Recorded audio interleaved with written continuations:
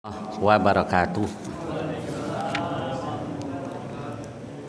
Alhamdulillahilladzi arsala rasulahu bil huda wa dinil haqq liyudhhirahu 'alad dini kullih wa kafa billahi syahida. Asyhadu an la ilaha illallah wahdahu la syarikalah wa asyhadu anna Muhammadan 'abduhu wa rasuluh.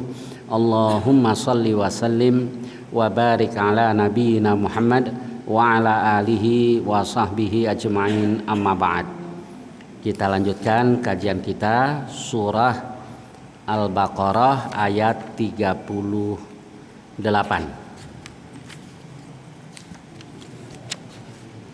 A'udzu billahi minasyaitonir rajim. Qul nahbitu minha jami'a.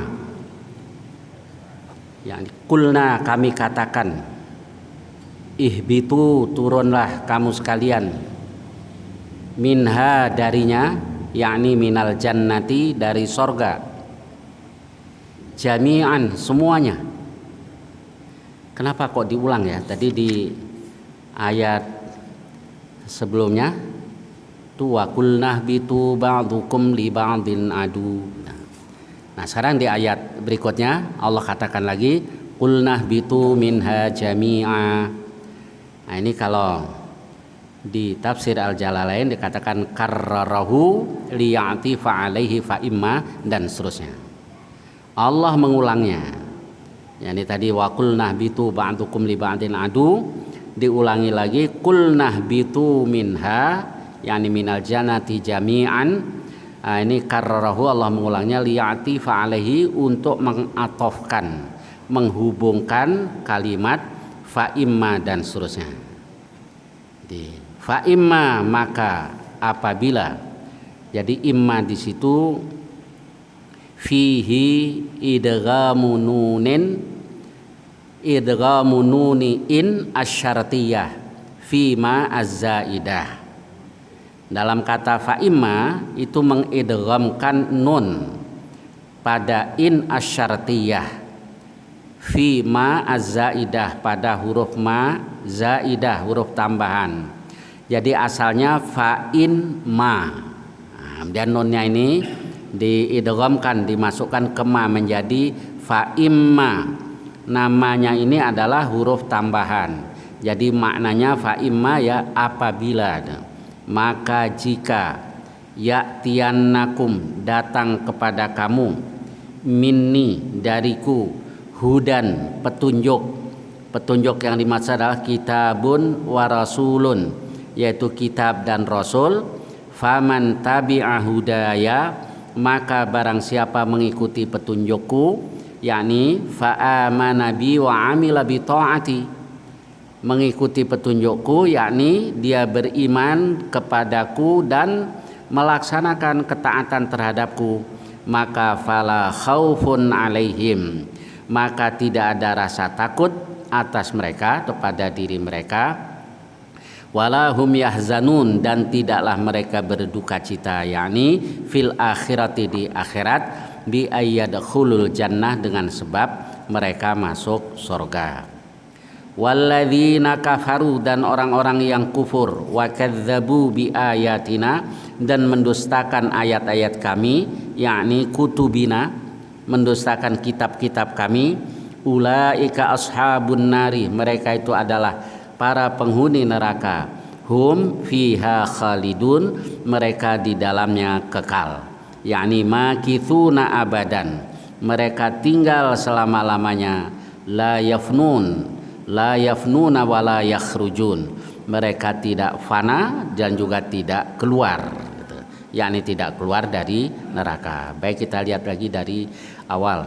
Jadi maksudnya adalah bahwa kalau kata ihbitu di sini diulang dua kali, di ayat 36 dan di ayat 38, gunanya untuk membedakan. Kalau yang pertama tadi wa qul nahbitu ba'dukum li ba'din adu, itu konteksnya dengan Allah menyuruh Adam, Hawa, berikut keturunan yang ada, yang dikandungnya, itu untuk keluar dari sorga.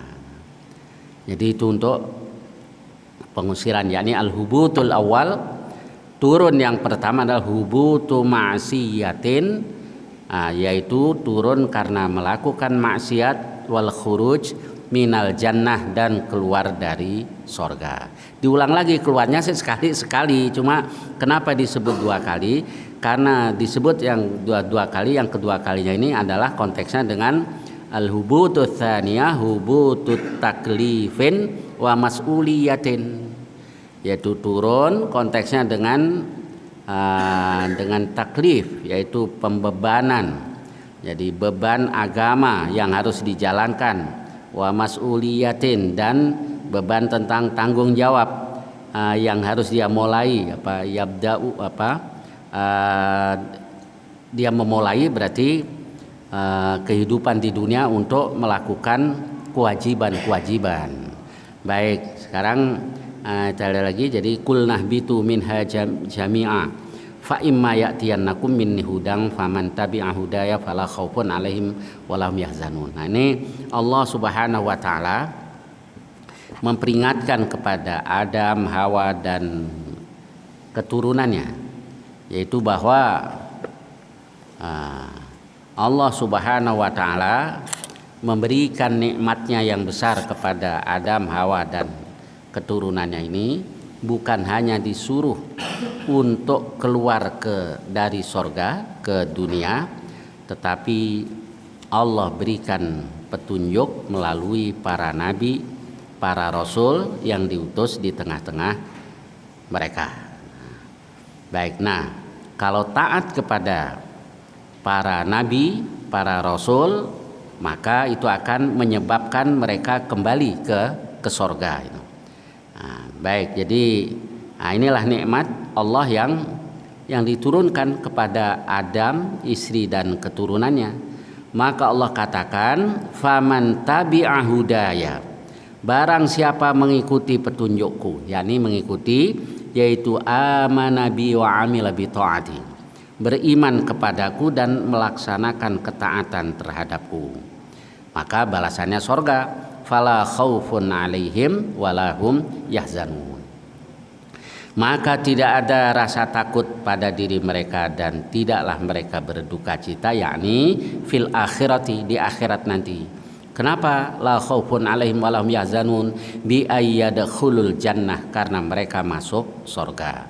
Nah, kebalikannya, walladzina kafaru wa kadzdzabu bi ayatina, dan orang-orang yang kufur dan mendustakan ayat-ayat kami, yakni kutubina, kitab-kitab kami, ulaika ashabun nar, mereka itu adalah para penghuni neraka, hum fiha khalidun, mereka kekal di dalamnya, yakni makithuna abadan la yafnun wa la yakhrujun, mereka tinggal di neraka selama-lamanya, tidak fana juga tidak keluar dari neraka. Baik, ayat selanjutnya ini bicara tentang Bani Israel. Ya Bani Israel, kok banyak ya di Quran ayat-ayat bicara tentang Bani Israel? Ya, sebab Rasulullah SAW begitu hijrah ke Madinah tuh berhadapan langsung dengan orang-orang Yahudi atau dengan Bani Israel. Nah, turunlah ayat-ayat yang berkenaan dengan Bani Israel. Nah, siapa Israel? Israel itu adalah ya Bani Israel, yakni aulada Ya'qub, anak-anak atau anak cucu Ya'qub. Nah, Ya'qub itu punya nama lain atau julukannya, yaitu Israel. Nah, kemudian kalau hadis saya tidak tahu yang menjelaskan kenapa kok Ya'qub digelari dengan Israel. Itu yang ada pada kisah-kisah Israiliyat, itu kisah-kisah yang berkembang di kalangan Bani Israel. Tentang kisah-kisah yang berkembang di kalangan Bani Israel, sebagaimana sudah saya jelaskan pada beberapa pertemuan yang lalu, bahwa dari satu sisi Nabi SAW pernah Nabi marah ketika Umar mau membacakan lembaran-lembaran Taurat. Ya Rasul, saya dikasih lembaran-lembaran Taurat oleh teman saya, boleh tidak saya bacakan? Rasul marah sampai ada yang ingatkan Umar, nggak lihat kamu wajah Rasul. Kemudian Umar langsung mengatakan, raditu billahi rabba wa bil islami dina wa bi Muhammadin rasulah. Nah itu amarah Rasul langsung reda. Berarti nggak boleh kalau kita menyaingi Al-Quran dengan Taurat atau dengan kitab-kitab yang lain. Tetapi Nabi juga pernah katakan bahwa kalau ahlul kitab bercerita kepada kamu, fala tusaddiquhum wala tukadzibuhum. Jangan kamu percaya dengan mereka, tapi juga jangan kamu dustakan, jangan tidak percaya. Kenapa? Karena kadang-kadang kita percaya ternyata bohong. Kita tidak percaya, kita dustakan ternyata benar, itu dari Taurat. Maka dianggap ngambang gitu aja, fala tusaddiquhum wala tukadzibuhum. Di hadis yang lain Nabi juga katakan, wa haditsu an bani Israil wala haraj. Ceritakan saja dari Bani Israel dan tidak ada dosa. Nah dari hadis-hadis tadi salah seorang ulama mufassir yaitu Ibnu Katsir tuh pendapatnya bahwa tidak mengapa menceritakan kisah-kisah Israiliyat asal tidak bertentangan dengan Al-Quran dan Sunnah Rasulullah Sallallahu Alaihi Wasallam. Adapun tentang kebenarannya wallahu alam. Maka banyak ulama-ulama yang sering menceritakan kisah-kisah Israiliyat. Di antaranya tentang seorang abid yang digoda oleh iblis lalu terjerumus. Ada juga seorang abid yang digoda oleh iblis tapi selamat.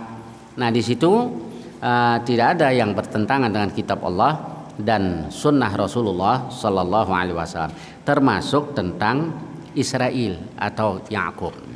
Nah kalau yang ada di Quran nanti berikutnya setelah ini Allah bicara tentang Bani Israel sampai saya qulus sufaha itu tentang Bani Israel. Nah di Al-Quran di ayat tadi dijelaskan bahwa Allah Subhanahu Wa Taala menjelaskan tentang nikmat-nikmat yang Allah berikan kepada mereka, yaitu ada 10. Nah, nanti bisa kita lihat di ayat-ayat berikutnya. Yang pertama, il najjainakum min ali fir'aun. Tatkala kami selamatkan kamu dari keluarga Fir'aun atau dari Fir'aun dan pengikutnya. Ini pertama. Yang kedua, wa idh faraqna bikumul bahra. Ingatlah tatkala kami belah lautan buat kamu. Dan yang ketiga, wa ba'atsnakum min ba'di mautikum. Kami bangkitkan kamu setelah kamu mati. Setelah mereka mati dibangkitkan kembali oleh Allah. Yang keempat, wa dhallalna 'alaikumul ghamam. Kami naungkan kepada kamu awan. Lalu yang kelima, wa anzalna 'alaikumul manna wassalwa. Kami turunkan manna dan salwa kepada kamu. Kemudian wa'afauna ankum wa naghfir lakum khatayakum. Kami maafkan kamu, kami ampuni dosa-dosa kamu. Lalu selanjutnya itu yang wa ataina Musal kitaba wal furqan dan seterusnya. Kami berikan kepada Musa kitab dan Furqan. Yakni kitab itu sendiri yaitu Taurat. Itu adalah satu sebagai kitab. Yang kedua Furqan yakni pembeda yang membedakan yang hak yang batil dan seterusnya. Kemudian selanjutnya adalah wang fajarat minhu ithnata asyarata aina. Lalu memancar dari 12 mata air itu sebagaimana nanti yang ada di ayat berikutnya. Ini tentang kenikmatan yang Allah berikan kepada Bani Israel, yakni kepada leluhur mereka pada waktu itu. Nah yang kedua, sekarang Allah menjelaskan juga di ayat-ayat berikutnya nanti tentang 10 dari pelanggaran yang mereka lakukan. Apa itu? Yang pertama, mereka mengatakan sami'na wa asoyna. Kami dengar tapi kami durhaka. Yang kedua, mereka menjadikan patung anak sapi sebagai sembahan. Yang ketiga, mereka mengatakan arinallaha jahrah. Tunjukkan kepada kami Allah dengan jahrah, dengan nyata. Selanjutnya wa badilil ladzina zalamu, yaitu orang-orang yang zalim di antara mereka mengganti kata-kata Allah itu wa baddalal ladzina zalamu qaulan ghairal ladzi qila lahum, yakni disuruh mengatakan hittah, mereka mengatakan hintah.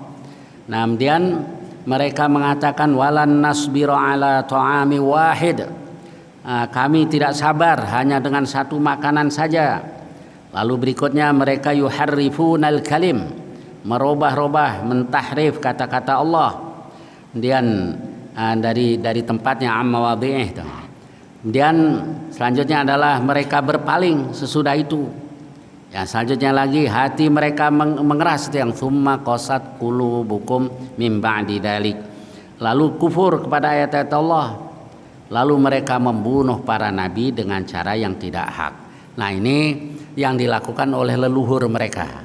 Hal-hal tadi. Nah, sekarang Allah menjelaskan kepada kita semua tentang hukuman yang Allah berikan kepada mereka. Ada 10 juga yang sudah diturunkan oleh Allah. Yang pertama, dzuribat alaihimudz zillatu wal maskanah, ditimpakan kepada mereka kehinaan, adzillatu wal maskanah, dan seterusnya. Kemudian yang kedua, waba'u bi ghadabim minallah, mereka kembali dengan membawa murka dari Allah. Yang ketiga, yu'tul jizyah, mereka memberikan upeti, jadi hidup sebagai bangsa yang tertindas dan harus membayar upeti. Yang selanjutnya adalah hukuman Allah, yaitu suruh membunuh diri mereka, yakni saling membunuh karena mereka menyembah patung anak sapi. Selanjutnya adalah Allah katakan kunu qiradatan khasiin, jadilah kamu kera-kera yang terhina. Lalu anzalna alaihim rijzam minas sama, kami turunkan kepada mereka siksa dari langit. Lalu selanjutnya adalah mereka disambar petir, yani akhadhatkumus sa'iqah. Dan yang selanjutnya adalah Allah jadikan hati mereka mengeras. Yang ke-10 adalah Allah haramkan atas mereka hal-hal yang baik-baik yang sebelumnya dihalalkan kepada mereka. Nah, ini 10 hukuman yang Allah telah turunkan kepada Bani Israel. Nah, sekarang apa yang dilakukan oleh keturunan mereka, yakni Bani Israel yang hidup sezaman dengan baginda Rasulullah Sallallahu Alaihi Wasallam, itu juga ada 10. Yang pertama, kitmanuhum amra Muhammadin Sallallahu Alaihi Wasallam, mereka menyembunyikan tentang Muhammad Sallallahu Alaihi Wasallam ma'a ma'rifatim bih, padahal mereka tahu hal itu. Yang kedua, wa yuharrifunal kalim, mereka merubah kata-kata itu dari tempat yang sebenarnya. Mereka katakan hadza min indillah, ini dari sisi Allah, dan seterusnya. Lalu wa taqtuluna anfusakum wa tukhrijuna fariqam minkum min diyarihim, kamu membunuh diri-diri kamu, itu maksudnya mereka saling membunuh. Dan wa tukhrijuna fariqam minkum min diyarihim, mereka mengusir sekelompok di antara mereka dari kampung halaman mereka. Lalu selanjutnya adalah wahirsuhum 'alal hayati, mereka sangat tamak terhadap kehidupan. Wa adawatuhum li Jibril, mereka memusuhi Jibril. Wattiba'uhumus sihr, mereka mengikuti sihir. Dan mereka mengatakan nahnu abna'ullah, kami adalah anak-anak Allah. Dan mereka juga katakan yadullahi maghlulah, tangan Allah itu maghlulah, terbelenggu, yakni Allah bakhil. Maka Allah katakan ghullat aidihim, tangan mereka yang terbelenggu. Ini tentang nikmat, 10 nikmat yang Allah berikan kepada leluhur mereka, 10 dosa-dosa yang dilakukan oleh leluhur mereka, lalu 10 hukuman yang Allah turunkan kepada mereka, dan selanjutnya adalah 10 pelanggaran yang dilakukan oleh keturunan mereka yang hidup sezaman dengan Rasulullah Sallallahu Alaihi Wasallam. Nah, adapun kenapa Yakub itu dikasih nama Israel, sebenarnya tidak ada, yang saya tahu ini tidak ada hadis sahih yang jelas tentang itu, tapi adanya tuh di kisah yang berkembang di kalangan Bani Israel. Nah, itu boleh saja asal tidak bertentangan dengan kitab Allah dan sunnah Rasulullah SAW. Dan kenapa kok umat Islam waktu itu mulai banyak ini ya cerita tentang kisah Israiliyat? Ya karena umat Islam makin banyak, lalu banyak dari ahlul kitab yang kemudian masuk Islam. Nah, mereka ini banyak cerita tentang kisah-kisah yang berkembang di kalangan mereka.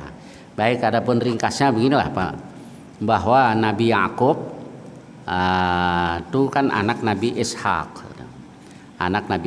Jadi manusia mulia itu ya Yusuf. Ketika Nabi ditanya, man akramun nas, siapa yang paling mulia ya Rasul? Ya atqakum. Man akramun nas, atqahum, yang paling bertakwa. Bukan itu yang kami tanyakan. Fa Yusuf, Ya Yusuf lah. Yusuf itu Nabiullah ibni Nabiillah ibni Khalilillah. Yusuf itu Nabiullah, anak Nabiullah Yakub, anak Nabiullah Ishak, anak Khalilullah Ibrahim. Jadi mulai kakek, cucu, cicit itu nabi semuanya. Baik, kemudian Nabi Yakub ini ringkasnya bila disuruh oleh ibunya, coba kamu pergi ke tempat pamanmu di Hurran. Nah, paman dari pihak ibu. Nanti kamu nikah dengan anaknya. Didatang dalam kisah tadi diceritakan gitu. Kemudian dia pengen nikah dengan anaknya. Ya, ngangon kambing dulu 7 tahun. Dijalanin ya. Begitu sudah 7 tahun nikah.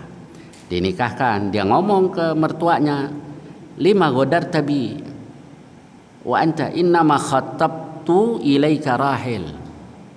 Jadi kenapa engkau khianat?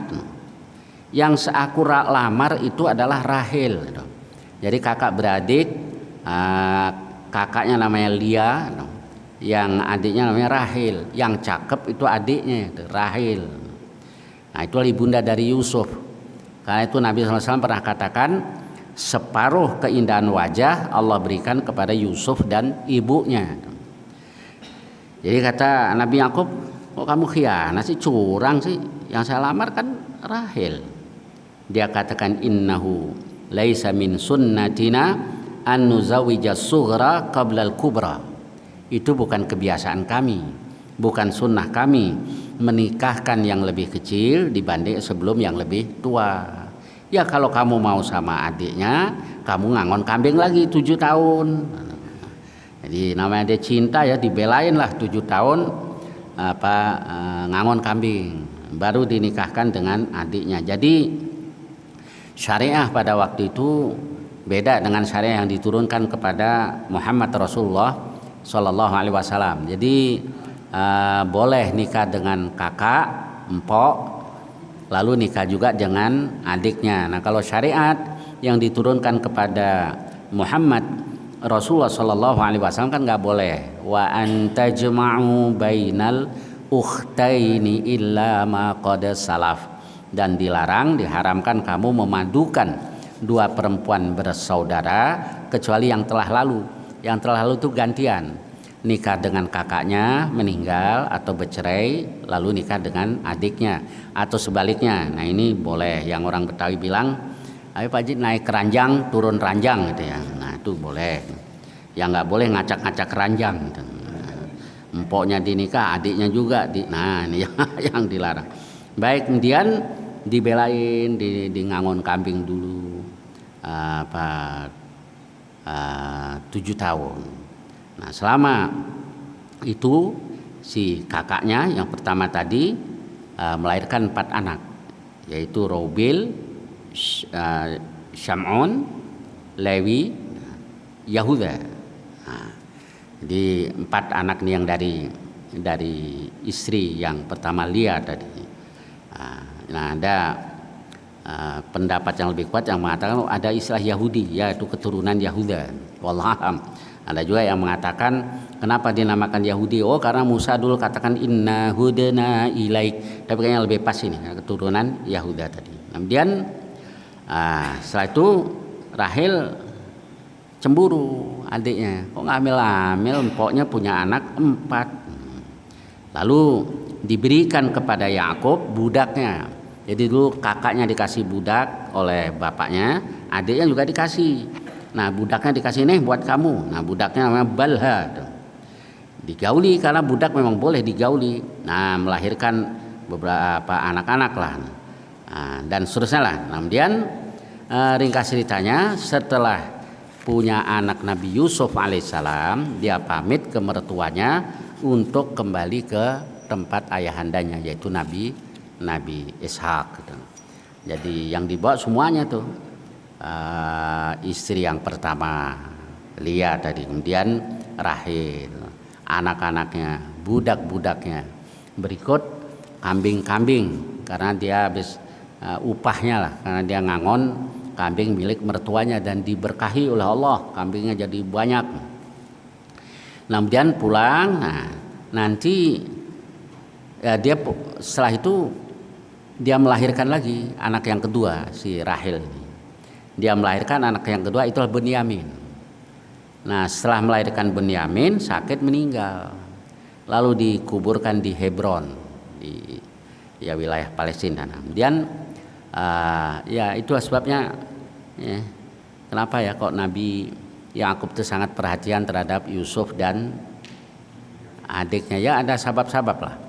Pertama, dia sangat mencintai ibunya. Yang kedua, masih kecil ibunya sudah meninggal. Dan apalagi Bunyamin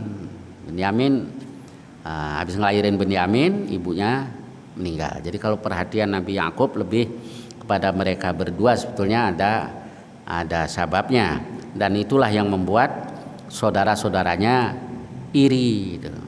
Nah, itu yang diceritakan oleh Allah dalam surah Yusuf. Baik, dan kemudian dalam perjalanan pulang tadi, Nabi Yakub ini bertemu dengan malaikat itu. Dia nggak tahu kalau itu malaikat, main serang aja, diserang. Kemudian akhirnya tahu kalau itu berarti malaikat. Jadi ketika sudah terang, tadinya masih gelap malam, diserang. Itu sudah terang, ditanya, Masmuk, siapa namamu? Yakub. Malaikat katakan, la yambaghi an tud'a ba'dal yaum illa Israil. Setelah hari ini kamu tidak pantas lagi dipanggil dengan nama lain kecuali Israil. Jadi yang memberikan nama Israel kalau berdasarkan kisah ini itu malaikat. Israel ternyata yang berjalan di malam hari, karena beliau jalan di malam hari tadi. Jadi hampir samalah dengan bahasa Arab, orang satu rumpun ya, sama-sama Smith gitu. Jadi Isra dalam bahasa Arab kan asra yusri, Isra menjalankan di malam hari. Kalau bahasa Ibrani ya pakai il gitulah, apa itu semuanya dari bahasa Ibrani, il Ismail, malaikat juga Jibril, Israil dan seterusnya itu. Jadi malaikat tadi katakan la yambaghi an tud'a ba'dal yaum illa Israil. Kemudian Yakub katakan, wa man anta? Wa masmuk. Anda ini siapa? Nama Anda siapa? Tato ngilang. Berarti dia paham itu adalah malaikat. Jadi itulah kenapa Nabi Yakub kemudian disebut dengan Israel. Dan di Palestina itu Palestina. Kemudian kok jadi ke Mesir? Nah, itu yang membawa pindah ke Mesir Nabi Yusuf alaihissalam. Karena Nabi Yusuf jadi pejabat tinggi di Mesir, semuanya dibawa. Bapaknya, ibunya itu maksudnya ibu tiri tadi, waknya yang jadi ibu tirinya tadi, dan saudara-saudaranya. Jadi kalau mimpi Nabi Yusuf ra'aituhum li sajidin, itu ibu bapaknya maksudnya adalah ibunya ibu tiri atau waknya lah gitu. Baik, kemudian yang membawa keluar Bani Israel dari Mesir Nabi Musa alaihissalam, yang bawa masuk Yusuf, yang bawa keluar Nabi Musa alaihissalam. Baik, kita lanjut kita kembali ke ayatnya, itu ayat 30, ayat 40.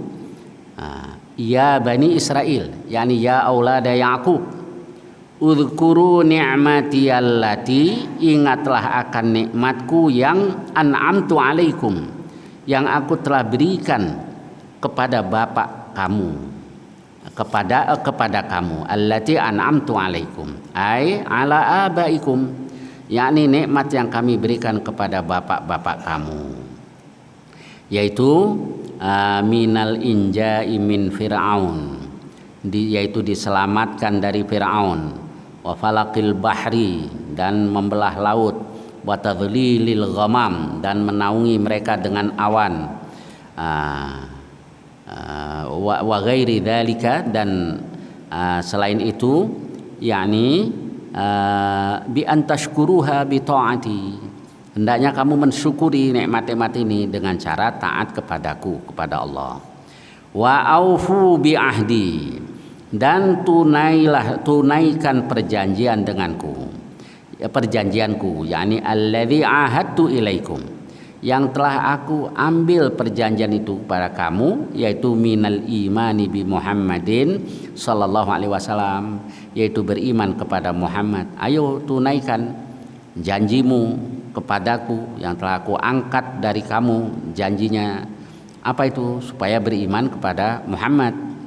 Ufi bi ahdikum, niscaya aku penuhi, aku tunaikan perjanjianku terhadap kamu, yakni alladzi ahadtu ilaikum, yang telah aku janjikan kepada kamu, minats tsawabi alaih, yaitu ganjaran tentang hal itu, bidukhulil jannati, dengan sebab yaitu dengan cara masuk surga. Wa iyaya, dan kepadakulah, yakni hanya kepadakulah farhabun, maka takutlah kepadaku, yakni khafuni fi tarkil wafa'i bihi duna ghairi, takutlah kepadaku fi tarkil wafa'i bih, dengan tidak menunaikan, takutlah kepadaku yaitu dalam hal tidak menunaikan hal itu. Ayo ditunaikan janjinya, takutlah kepadaku duna ghairi, hanya takut kepadaku, bukan kepada selain aku. Wa aminu bima anzaltu, dan berimanlah kepada apa yang aku turunkan, yakni Al-Qur'an, minal Qur'an.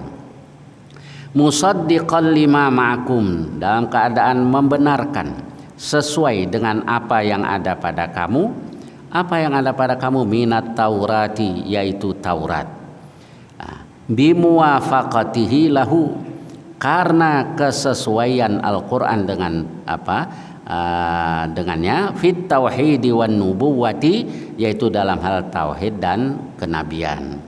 Wala takunu, dan janganlah kamu menjadi awwala kafirin bihi, orang yang pertama kali kufur dengannya, yakni min ahlil kitab, dari ahlul kitab. Jangan kamu menjadi orang yang pertama kufur dengannya. Kenapa? Li anna khalfakum taba'un lakum, karena yang di belakang kamu mengikuti kamu. Fa itsmuhum 'alaikum, dosa mereka atas kamu, yakni karena kamu sudah tahu kebenaran tapi tidak mengikuti. Kalau orang-orang sesudah kamu, generasi sesudah kamu juga kufur, nah dosamu ini yang bertambah-tambah nanti itu, karena kamu mempelopori itu. Wala tashtaru, dan jangan kamu membeli, yakni tastabdilu, jangan mencari ganti, bi ayati, dengan ayat-ayatku, yakni ayat-ayatku allati fi kitabikum, yang ada di dalam kitab kamu, min na'ti Muhammadin, yaitu sifat tentang Muhammad sallallahu alaihi wasallam. Jangan kamu tukar dengan tsamanan qalila, harga yang murah, yakni wadan yasiron, ganti yang remeh lah, minad dunya, dari dunia. Aila taktumuha, yakni jangan kamu menyembunyikannya.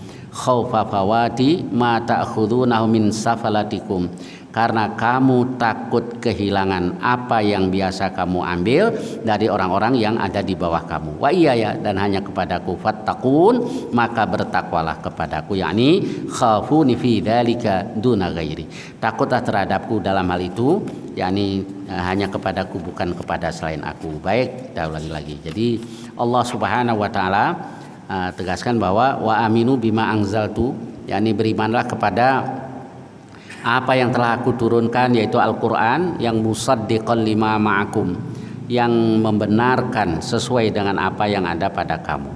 Jadi Taurat itu isinya ya sama dengan Al-Qur'an, dengan kitab-kitab yang lain. Dalam hal apa? Yakni fit tauhidi wan nubuwah, tentang tauhid dan kenabian, karena yang Allah turunkan kepada semua rasul itu sama dalam hal tauhid. Jadi semua rasul membawa misi yang sama, yaitu kalimat tauhid la ilaha illallah. Yang beda dari para rasul itu syariah mereka. Syariahnya beda-beda. Allah Maha Bijaksana. Allah sesuaikan dengan kondisi umat masing-masing. Jadi syariah Nabi Musa dengan Nabi Muhammad SAW ya banyak yang berbeda. Tapi kalau tauhid sama, yakni bi muwafaqatihi lahu fit tauhid wan nubuwah. Wala takunu awwala kafirin bih, kamu jangan termasuk orang yang kufur dengannya, nanti generasi sesudah kamu ikut-ikutan itu. Yani awwala kafirin bihi min ahlil kitabi lianna khalfakum taba'un lakum, karena yang di belakang kamu nanti akan mengikuti kamu. Fa itsmuhum 'alaikum, dosanya atas kamu, yakni berdosa karena memberikan sunnah yang tidak baik. Lalu jangan menukar ayat-ayatku dengan harga yang murah. Apa ya harga yang murah? Beliau katakan iwadan yasiran minad dunya, ganti yang remeh lah dari dunia. Caranya jadi jangan kamu sembunyikan itu tentang kenabian Muhammad, karena kamu takut kehilangan yang biasa kamu ambil dari orang-orang di bawah kamu. Nah ini apa ini? Jadi kalau saya pernah baca buku Jenderal Syed Khattab. Nah, kalau di Quran banyak kayak begini apa. Jenderal Syed Khattab itu anak buahnya Saddam Hussein dulu, dari partai Ba'ath, kemudian taubat gitu. Lalu banyak menulis tentang sirah, diantaranya tentang Ghazwatu Badrin Al-Kubra. Jadi beliau katakan bahwa pendeta-pendeta Yahudi itu yang memegang kepemimpinan spiritual di zaman jahiliyah. Nah dihormati bukan hanya oleh orang Yahudi, oleh orang-orang Arab juga dihormati. Penghormatan manusia itu kan mendatangkan keuntungan materi. Itulah thamanan qalila. Nah, Allah katakan di banyak ayat wala tashtaru bi ayati thamanan qalila, jangan kamu tukar ayat-ayatku dengan harga yang murah, yakni jangan kamu sembunyikan kebenaran tentang kerasulan Muhammad cuma kamu takut kehilangan ini saja. Karena biasanya mereka dihormati, mendapat keuntungan materi. Kalau mengakui kerasulan Muhammad takut itu hilang. Padahal kan belum tentu hilang juga kalau mereka mengakui kerasulan Muhammad sallallahu alaihi wasallam. Maka Allah katakan wala tashtaru bi ayati tsamanan qalila. Nah, sekarang apa yang pelajaran yang dapat kita ambil? Nah, demikian juga kita umat Islam. Kalau itu benar ya sampaikan saja, tidak usah takut kehilangan tsamanan qalila karena menyampaikan sesuatu yang benar tadi. Dan di akhir ayat 41 Allah katakan wa iyaya fattaqun, dan hanya kepadakulah hendaknya kamu bertakwa, yakni khafuni fi dzalika duna ghairi. Takutlah terhadapku dalam hal itu, bukan kepada selain aku. Takut Allah saja, jangan takut yang lain. Baik, sampai dengan ayat ini, ayat 41. Insyaallah yang akan datang kita lanjutkan ayat-ayat berikutnya. Barangkali ada pertanyaan-pertanyaan tentang ayat-ayat tadi dan juga lainnya, masalah lain yang saya bisa, silakan, tafadhalu.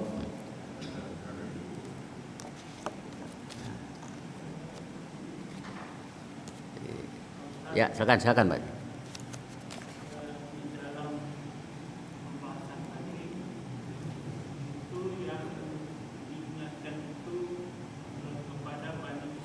Betul. Kenapa ayat itu turunnya dan mengingatkan kepada Bani Israel saja? Yeah. Padahal sebetulnya pada waktu turun surat Al-Baqarah ini kan juga ada bangsa-bangsa yang suku-suku lain. Ya, betul. Ini yang belum masuk Islam. Betul. Kenapa kok Bani Israel ya begini? Satu, kenapa kok sebut-sebut Bani Israel? Karena ketika Nabi hijrah ke Madinah, Nabi berhadapan langsung dengan berbagai suku dari Bani Israel, kayak Bani Quraidah dan juga Bani Nadir. Itu kan dari Bani Israel. Dan di surah Al-Maidah Allah katakan bahwa la tajidanna asyaddan nasi adawatan lil ladzina amanul yahud wal ladzina asyraku. Engkau akan dapati yang paling keras permusuhannya terhadap orang-orang beriman adalah orang-orang musyrik, yakni orang Arab sendiri. Al-yahud wal ladzina asyraku, orang-orang Yahudi dan orang-orang musyrik. Jadi maka banyak disebut tentang Yahudi tadi. Jadi paling keras permusuhannya dua. Satu orang Arab sendiri yang musyrik, yang kedua orang-orang Yahudi. Lalu wala tajidanna aqrabahum mawaddatan lil ladzina amanu alladzina qalu inna nasara. Engkau akan dapati yang paling dekat cintanya dengan orang-orang beriman adalah orang-orang Nasara yang mengatakan kami Nasrani. Dan maha benar Allah tuh. Jadi orang Nasrani bukan tapi paling tidak mereka tidak terlalu keras lah dalam menghadap. Ketika Rasulullah SAW kirim beberapa utusan untuk mengirimkan surat kepada pembesar-pembesar yang ada di sekeliling Madinah di tahun Hudaybiyah, itu yang dari kalangan Nasrani menyambut dengan baik. Kayak Kaisar Heraklius tuh, bahkan dia sudah menyatakan mau masuk Islam, nggak jadi karena takut ditinggalkan oleh bawahannya tuh, pada bubar nih, takut nggak jadi kaisar lagi, maka dia nggak jadi. Lalu Kaisar Mukaukis yang di Mesir tuh, Mukaukis juga menyambut dengan baik tuh, utusan Rasul meski tidak masuk Islam, tapi dia kirim utusan kepada Rasul membawa hadiahnya keledai, yang kedua putri, 2 orang putri. Nah, keledai kalau sekarang alpat itu kali ya, apa nih yang lebih ini lagi. Nah, kemudian yang dua putri itu yang satu dinikah Rasul, satu dinikah sahabat. Jadi salah satunya yang Maria Al-Qibtiyah. Nah, kemudian bahkan ada yang ketika kaum muslimin hijrah sebelum ke Madinah kan hijrah ke Habasyah, itu Najasyi penguasa Ethiopia malah masuk Islam. Nah, jadi mungkin ini diantara sebabnya kenapa kok banyak disebut Yahudi. Nah, dan khitabnya kalau dalam istilah Arab tuh, pembicaraannya memang ditujukan ke Yahudi atau Bani Israel. Tetapi maknanya ya buat semua manusia, termasuk buat umat Islam. Nah, kemudian kayak saya contohkan lagi, Persia keras itu menghadapi utusan Rasul. Surat Rasul disampaikan nggak pakai dibaca, langsung dirobek-robek, dilempar ke belakang. Lalu ketika berita itu disampaikan ke Rasul katakan sayumazziqullahu mulkahu kullamumazzaq. Allah akan merobek-robek kerajaannya dengan sehancur-hancurnya. Nggak lama setelah itu dibunuh Kaisar tadi, penguasa Persia Kisra, dibunuh oleh anaknya sendiri. Baik, mungkin itu diantara sebabnya kenapa banyak disebut tentang Yahudi. Ya, silakan. Ya, pantau banyak. Ya. Jangan ditinggalkan sepenuhnya, jangan dipakai. Betul. Terus ada hadis dhaif dan itu juga bisa dipakai untuk misalnya amal. Ya. Misalnya satu persoalan ada satu antara 2 hadis ini yang Ya. ada di situ. Ya. Mana yang lebih baik? Begini, kalau hadis dhaif itu tinggal dilihat, dhaif kan macam-macam. Kalau dhaifnya itu ada perawi yang kadzab, nah itu ininya benar-benar itu dhaifnya. Tapi ada yang kurang kuat hafalannya, misalnya. Itu kalau ditopang oleh hadis-hadis yang lain bisa menjadi hasan li ghairih. Bisa dipakai enggak? Nah, para ulama katakan asal tidak bertentangan dengan hadis yang lebih sahih. Kalau bertentangan dengan Al-Quran atau hadis yang lebih sahih ya nggak bisa dipakai. Nah, sekarang tentang kisah Israiliyat sama juga umat para ulama menarik kesimpulan dari sabda-sabda Rasul, kalau tidak bertentangan dengan Quran, hadis ya boleh dipakai, tapi jangan dipercaya penuh gitu. Nah, sebab kalau Ibnu Katsir kata wujudu ka'adami, anggap saja adanya sama dengan tidak adanya. Kayak tadi itu kisah apa benar Israel itu yang berikan nama malaikat, ya wallahu alam. Nah, karena dalam hal tadi tidak bertentangan dengan Al-Quran dan Sunnah Rasul. Ya, silakan.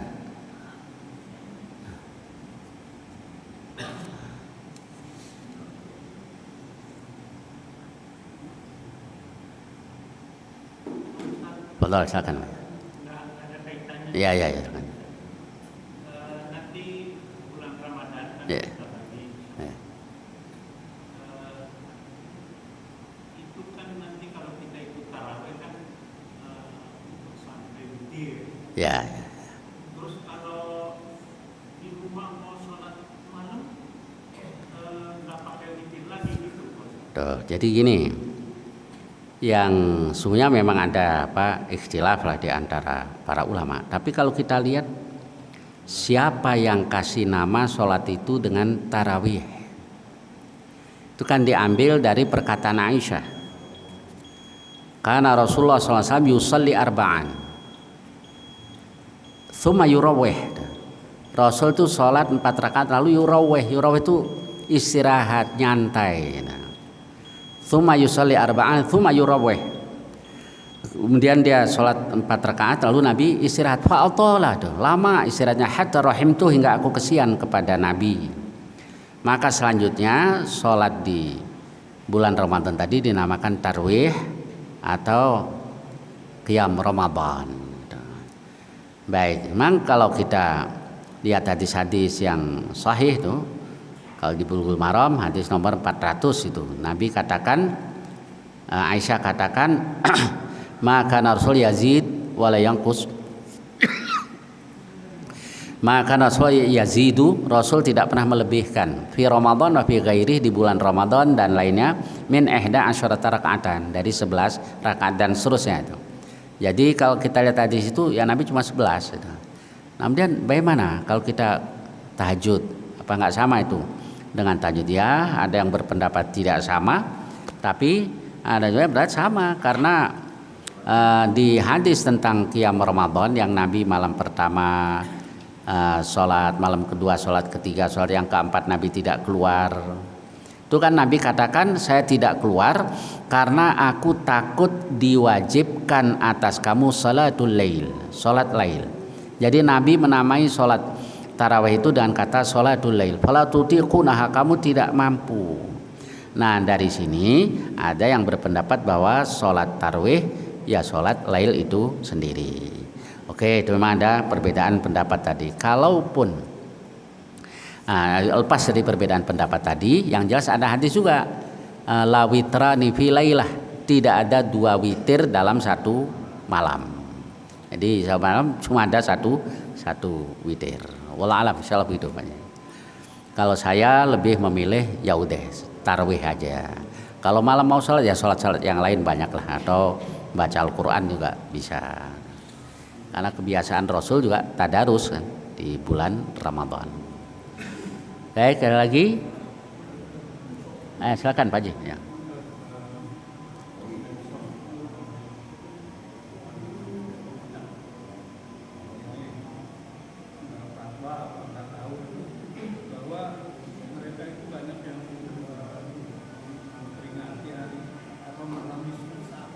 Iya ya. Ya, yang saya tahu hadisnya nggak ada yang sahih. Nggak ada hadis yang sahih. Nah, ya. Kapan ini? Sekarang Pak? Oh sekarang ya?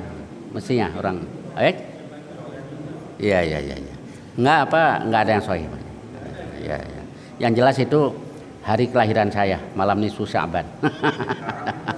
Iya. Baik, mudah-mudahan banyak manfaatnya ya. Wallahul muwaffiq. Assalamualaikum warahmatullahi wabarakatuh.